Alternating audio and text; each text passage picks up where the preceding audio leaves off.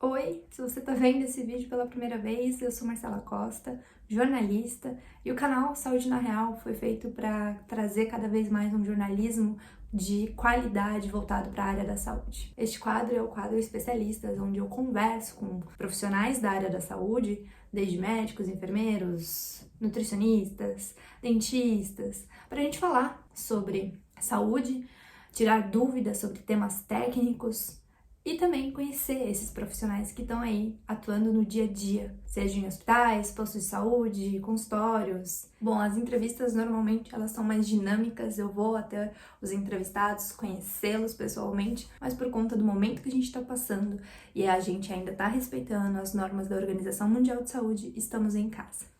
Hoje, o bate-papo com o especialista é com o Dr. Bruno Monte.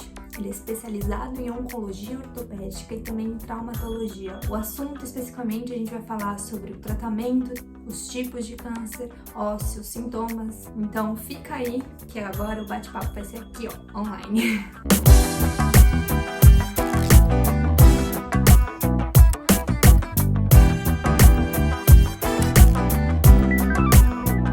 Doutor Bruno, muito obrigada pelo seu tempo.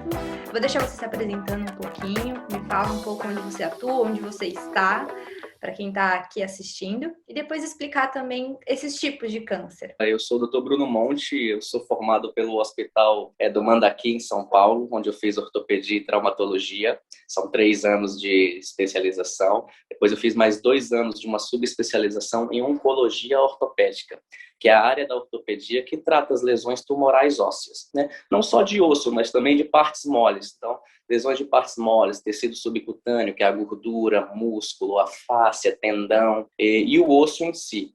A minha especialidade é uma especialidade relativamente recente. Para você ter uma ideia, ela forma cerca de 15, 20 profissionais por ano no Brasil. Então, assim, não é uma especialidade que forma muito profissional. Mas uma especialidade que ela surgiu por volta da década de 60, 70, como especialidade médica, como subespecialidade dentro da ortopedia, para o tratamento do osteosarcoma. O osteosarcoma é um tumor maligno primário do osso, muito comum em paciente criança, adolescente, mas tem um segundo pico de faixa etária em paciente idoso. Então, não tinha nenhum cirurgião habilitado para tratar esse tipo de tumor. E com o decorrer dos estudos, com o decorrer das especialidades, foi vendo que a gente poderia atuar em outros tumores, né? Como o mieloma múltiplo, que hoje é considerado o principal tumor ósseo maligno em pacientes acima de 40 anos, lesões ósseas benignas, lesões ósseas malignas, lesões de partes moles benignas e malignas, e no acompanhamento daqueles pacientes que não têm tumor ósseo primário, são outros tumores, outros tipos de cânceres, mas que apresentam metástase óssea. Então, a gente percebeu que poderia ajudar esse tipo de paciente, seja fazendo uma ressecção tumoral, seja fazendo uma fixação para evitar que aquele osso quebre. Pacientes que vão para a radioterapia, vão fazer radioterapia no tecido ósseo, então a gente faz alguma cirurgia de fixação profilática para evitar que a radioterapia enfraqueça demais aquele osso e o paciente tenha uma fratura patológica, que a gente chama, que é uma fratura derivada de origem tumoral. Se a gente pudesse explicar numa linguagem para ser visualmente fácil de entender, o que seria um tumor ósseo? É uma massa que está dentro do osso e aquilo ali está... Como que você poderia definir isso? Durante todos os dias, o nosso corpo tem células que são as defensoras do organismo. Então, elas defendem o nosso organismo de diversas mutações. O tumor nada mais é do que uma célula que ela, no processo de divisão celular, ela ficou maluca e começou a se proliferar. E o organismo foi incapaz de destruir aquela célula que está se proliferando. Existem tumores que são benignos, existem tumores que são malignos e existe um grupo de tumores que a gente chama de comportamento incerto ou indeterminado, que eles podem se comportar como lesões benignas agressivas, mas que podem gerar também metástase, que é quando aquela célula sai daquele local e pode atingir via corrente sanguínea qualquer região do organismo. A questão do tumor ósseo, como que a gente consegue perceber os sintomas? Quais são os principais sintomas de um tumor ósseo? O tumor ósseo ele é um pouquinho diferente dos outros tipos de tumores, porque os sintomas eles nem sempre são tão evidentes. muitos tumores ósseos, eles são o que a gente chama de achado de exame de imagem. O paciente caiu, bateu alguma região, procurou o médico, fez o raio-x e viu alguma alteração. Ou aquele paciente que está com uma dor por uma tendinite, uma dor por uma bursite, um processo inflamatório ósseo-muscular qualquer, que procurou ajuda médica e durante os exames de imagem ele viu alguma lesão. Claro que os tumores malignos, eles podem dar alguns sintomas sim, mas o atraso no diagnóstico de tumores ósseos malignos pode chegar até 6 meses nos atuais estudos. Quando suspeitar de uma lesão maligna óssea, aquela dor óssea que não cessa por nada, eu sempre procuro falar para os meus alunos o seguinte: criança, por exemplo, criança no pronto-socorro com dor que não passa, você tem obrigação de investigar. Não dá para você liberar uma criança para casa só com um analgésico, uma criança com dor óssea. Aquele paciente que tem emagrecimento, você come bem? Como super bem, mas está perdendo peso.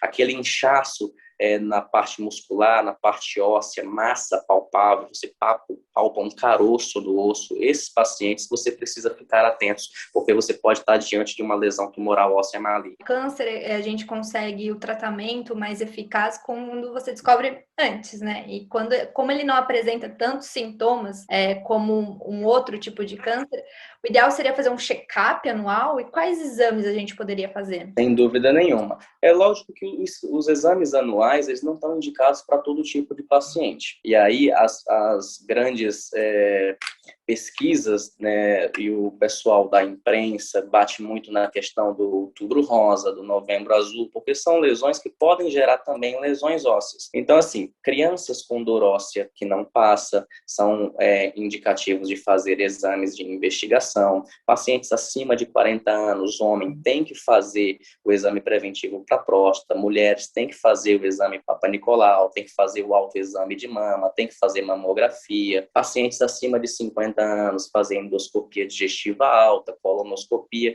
Então, são baseados nesses screenings que a gente consegue analisar também alguma possível lesão tumoral óssea. Hoje não existe nenhum grupo específico que você precise fazer, por exemplo, uma cintilografia óssea de rotina para você determinar algum tumor ósseo em determinado paciente. Isso, por enquanto, não existe ainda. Mas nós estamos sempre juntamente com a equipe multidisciplinar, o médico mastologista, o ginecologista, o urologista, nós trabalhamos juntos. Qualquer suspeita diagnóstica de lesão óssea, eles encaminham para o especialista em oncologia ortopédica. A cintilografia que o senhor comentou agora, o principal exame para diagnosticar um tumor ósseo? O principal exame, ele sempre segue sendo o raio-x. É o exame mais básico, o raio-x é o principal, é o primeiro exame no processo de investigação. Para você ter uma ideia, as lesões tumorais ósseas, cerca de 70% delas são diagnosticadas apenas com um raio-x simples. É claro que ele nem sempre é suficiente para você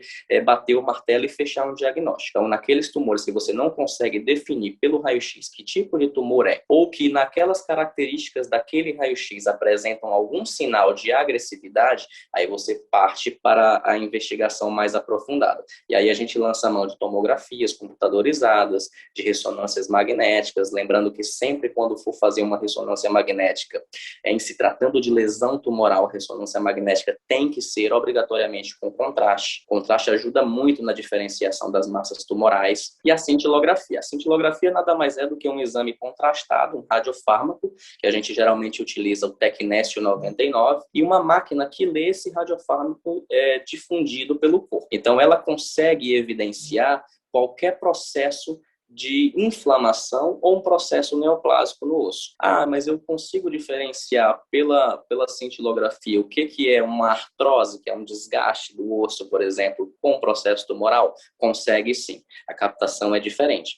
Embora haja tumores também que não são captantes na cintilografia. Por isso que a gente precisa integrar todos os exames na busca do diagnóstico.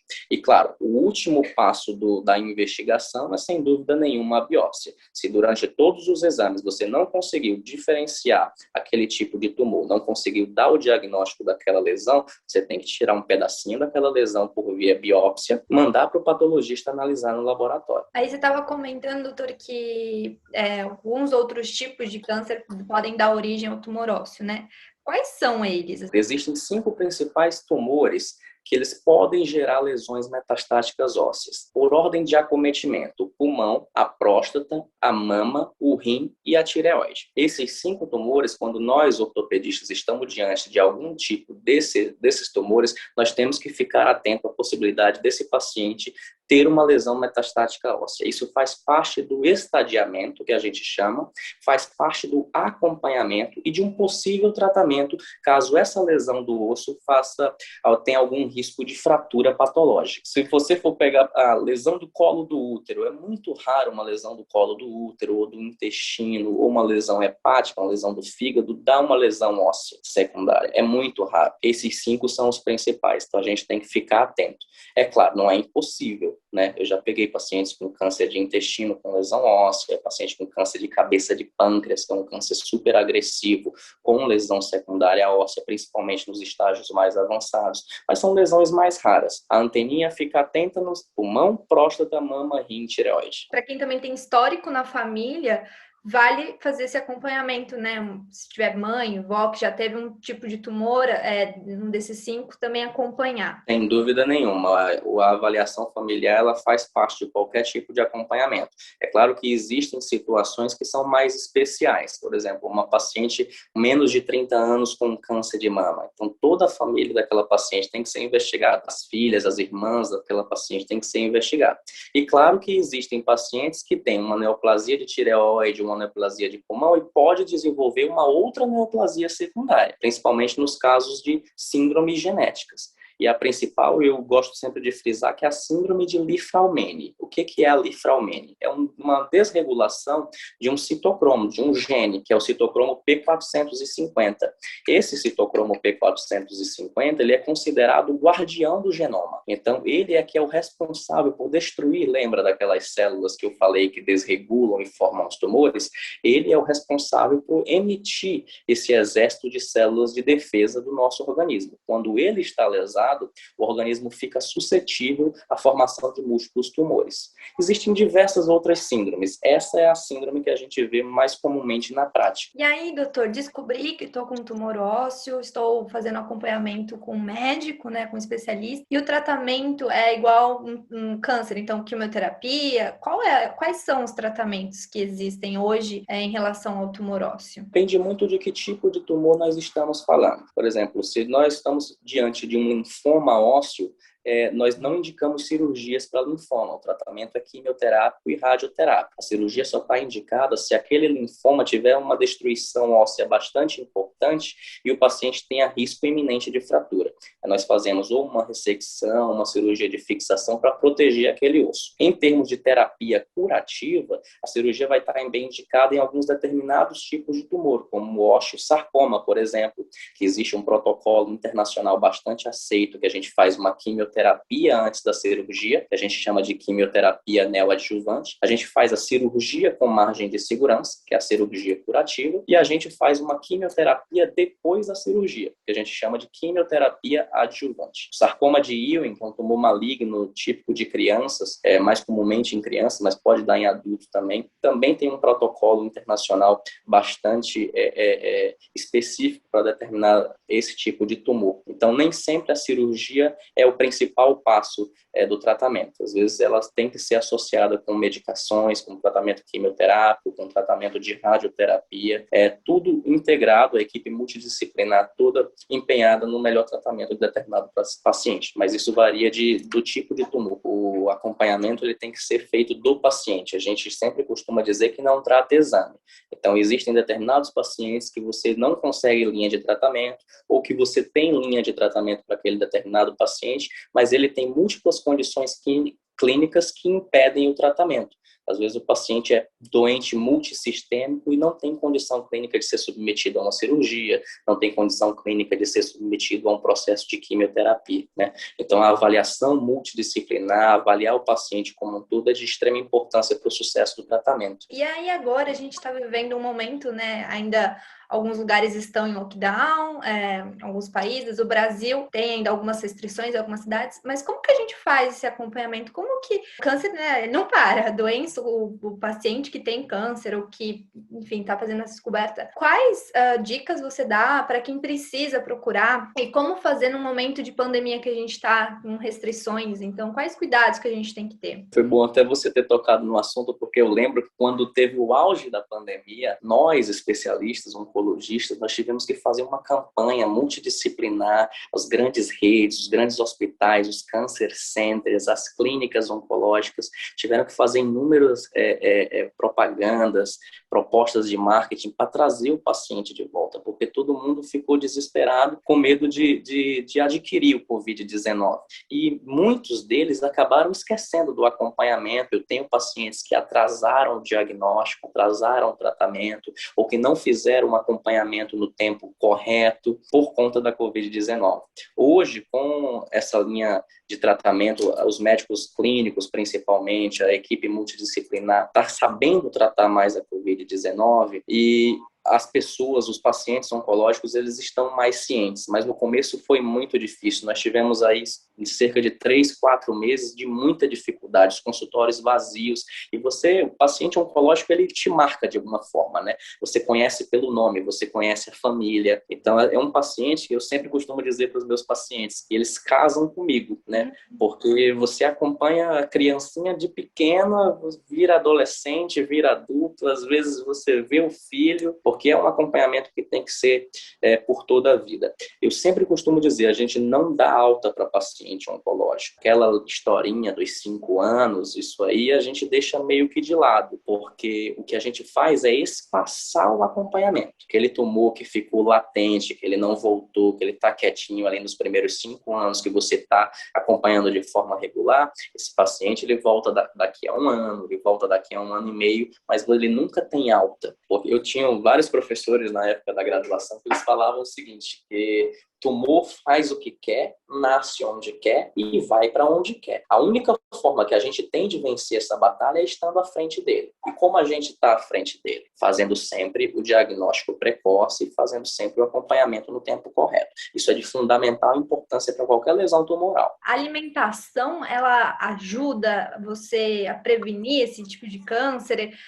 Eu estava lendo um livro que chama Anticâncer, fala muito sobre isso, né? Sobre essa questão da alimentação. Realmente, a gente diminuir a forma como a gente come processados, químicos, isso realmente ajuda a gente se alimentar melhor, de forma mais saudável? Sem dúvida nenhuma. Existem diversos alimentos, principalmente gaseificados, alimentos à base de nitrito, nitrato, principalmente alimentos enlatados, que aumentam o risco de determinados cânceres. São fator de risco iminente para um câncer. Mas o que os estudos mostram? Uma alimentação regular, saudável, associada à prática de atividade física e acompanhamento regular do índice de massa corpórea, isso diminui muito o risco de câncer. É claro que você não tem como mexer naqueles pacientes que são geneticamente suscetíveis, mas o fator de risco, o hábito de vida, tabagismo, etilismo, alimentação inadequada, é sem dúvida nenhuma um fator de risco importante para o surgimento de qualquer lesão tumoral. Estava falando agora, veio na minha cabeça, um tumor ósseo, um paciente que precisou fazer uma cirurgia, retirar uma parte do osso, poucos ele vai poder voltar a fazer uma atividade física, mas ele passa por um processo de fisioterapia.